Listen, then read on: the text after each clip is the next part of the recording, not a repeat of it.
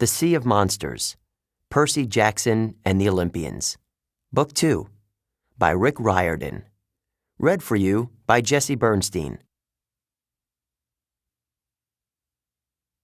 Chapter 1. My best friend shops for a wedding dress. My nightmare started like this. I was standing on a deserted street in some little beach town. It was the middle of the night. A storm was blowing. Wind and rain ripped at the palm trees along the sidewalk. Pink and yellow stucco buildings lined the street, their windows boarded up. A block away, past a line of hibiscus bushes, the ocean churned. Florida, I thought, though I wasn't sure how I knew that. I'd never been to Florida. Then I heard hooves clattering against the pavement. I turned and saw my friend Grover running for his life. Yeah, I said hooves. Grover is a satyr. From the waist up, he looks like a typical gangly teenager with a peach fuzz goatee and a bad case of acne. He walks with a strange limp, but unless you happen to catch him without his pants on, which I don't recommend, you'd never know there was anything unhuman about him.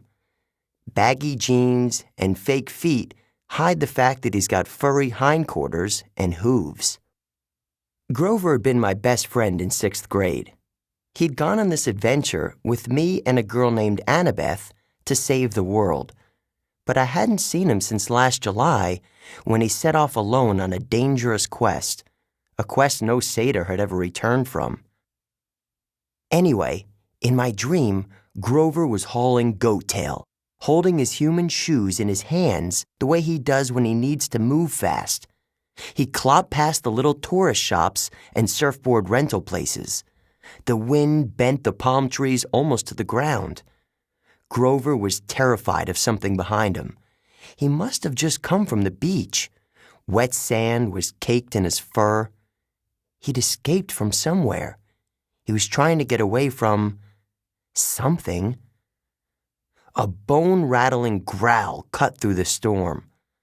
Behind Grover, at the far end of the block, a shadowy figure loomed.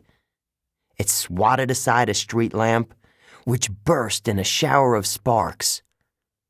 Grover stumbled, whimpering in fear. He muttered to himself, "Have to get away.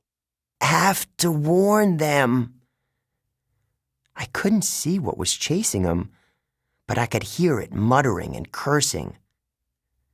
The ground shook as it got closer. Grover dashed around a street corner and faltered. He'd run into a dead-end courtyard full of shops. No time to back up. The nearest store had been blown open by the storm. The sign above the darkened display window read, St. Augustine Bridal Boutique. Grover dashed inside. He dove behind a rack of wedding dresses. The monster's shadow passed in front of the shop. I could smell the thing. A sickening combination of wet sheep wool and rotten meat, and that weird, sour body odor only monsters have, like a skunk that's been living off Mexican food. Grover trembled behind the wedding dresses. The monster's shadow passed on. Silence, except for the rain. Grover took a deep breath. Maybe the thing was gone. Then lightning flashed. The entire front of the store exploded, and a monstrous voice bellowed, "Mine!" I sat bolt upright, shivering in my bed.